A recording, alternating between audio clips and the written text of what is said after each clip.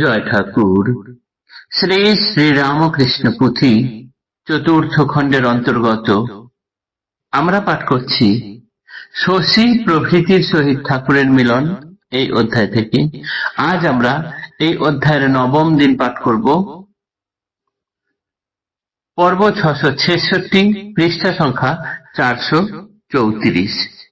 এর আগের দিনের পাঠে আমরা দেখেছি এক নবীন বালক, বয়স 20-র বেশি নয়, গায়ে উজ্জ্বল সোনালী বর্ণ, ব্রাহ্মণ কুলে জন্ম, তার শরীর দিয়ে যেন সম্পূর্ণরূপে তেজ বেরিয়ে আসছে, যার নাম শশী, যিনি জিতেন্দ্রিয় অর্থাৎ ইন্দ্রিয় জয় করেছেন, শরীর জৈব ভাব বিবর্জিত, যিনি সদা সত্যবাদী স্বভাবে, তার উচ্চমতি, ধর্মের প্রতি উন্নত চিন্তা ভাবনা, ন্যায় পরায়ণ, তার সরলতা, তার তত্ত্ব অন্বেষণী মন, সর্বদাই কর্মপ্রিয়, কর্মক্ষম এবং কর্মেতে চতুর, এবং কর্ম আচরিয়াই করে কর্মের শ্রম দূর।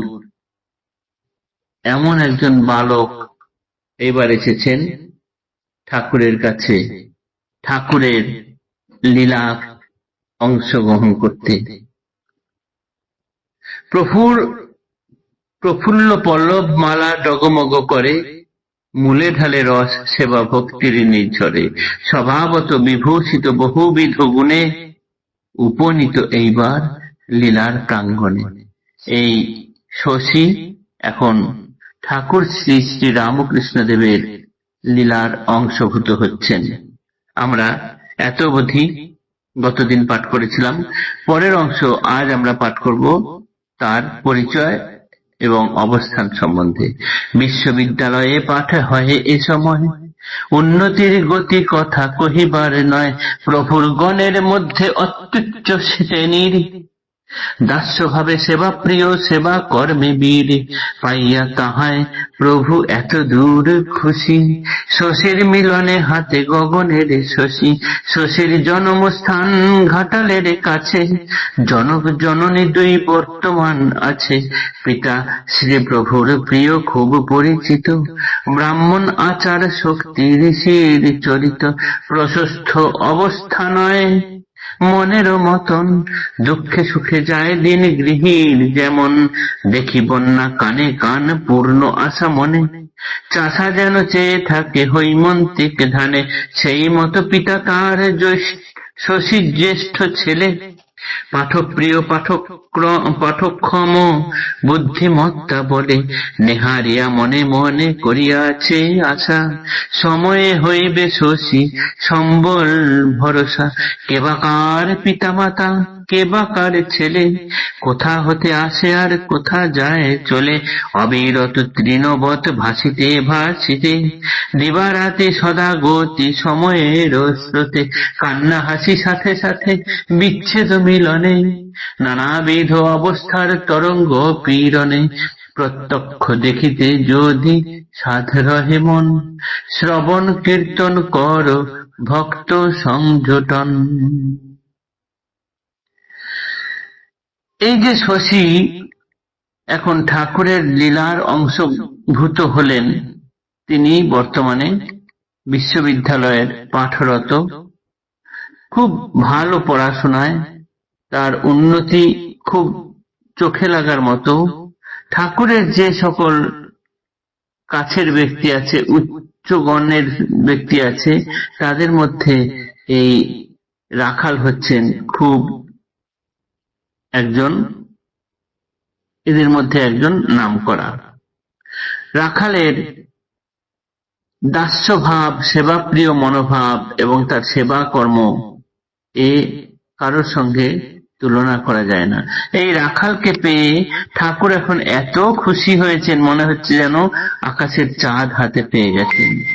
এই রাখালের জন্মস্থান ঘাটালের কাছে,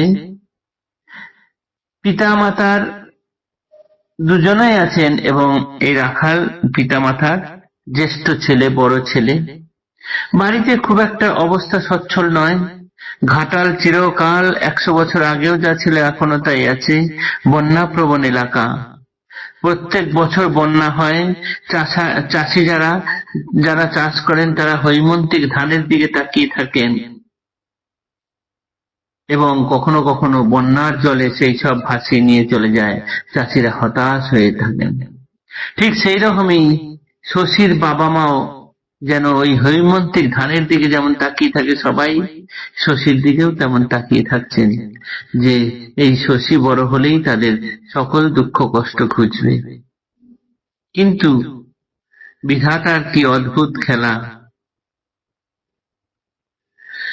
এই শশীকে দেখে যখন বাবা মায়ের মনে আশা জাগছে, তখন বিধাতা হয়তো অন্যরকম কথা ভাবছেন। বাবা মা ভাবছে এ বড় হলে আমাদের কষ্ট খুঁজবে, কিন্তু বিধাতা অন্যরকম লিখে রেখেছেন। তাই এখানে পুথিকার বলছেন, কেবাকার পিতামাতা কেবাকার ছেলে, কোথা হতে আসে আর কোথা যায় চলে, অবিরত তৃণবৎ ভাসিতে ভাসিতে, দিবারাতি সদাগতি সময়ের স্রোতে, কান্না হাসি সাথে সাথে বিচ্ছেদ মিলনে, নানাবিধ অবস্থার তরঙ্গ পীড়ন, প্রত্যক্ষ দেখিতে যদি সাথ রহে মন, শ্রবণ কীর্তন করো ভক্ত সংযতন। এই যে শশীর ওপর এত ভরসা করে রয়েছেন বাবা মা, এরপর কি হলো সেটি যদি জানতে চাও হে পাঠককুল, তাহলে এই ভক্ত সংযতন পর্ব, নানান ভক্ত ঠাকুরের সঙ্গে যে এসে মিলেছেন তাদের এই ঘটনাগুলো শ্রবণ কীর্তন করো। পরবর্তীকালে বোঝা যাবে যে শশী তার বাবা মায়ের সম্বল হয়েছেন না ঠাকুরের কাছে এসেছেন। আজকের পাঠ এতটুকুই থাকলো। পরের অংশ আগামীকাল পাঠ করব। জয় ঠাকুর। নমস্কার।